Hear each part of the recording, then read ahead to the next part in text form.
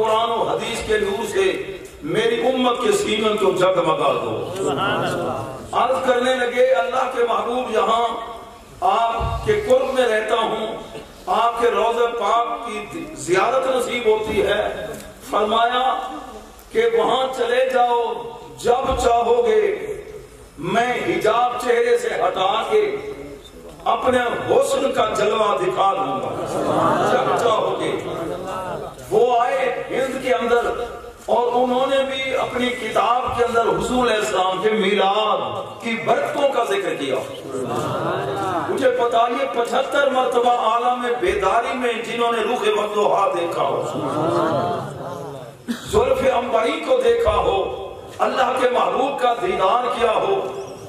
کتنی مرتبہ 75 ٹن 75 مرتبہ عالم بیداری میں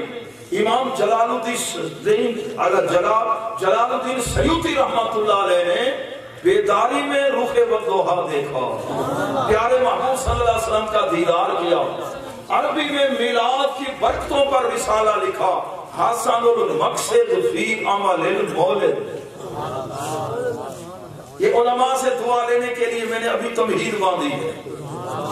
بخاری شریف کے شارح علامہ قسطلانی رحمت اللہ علیہ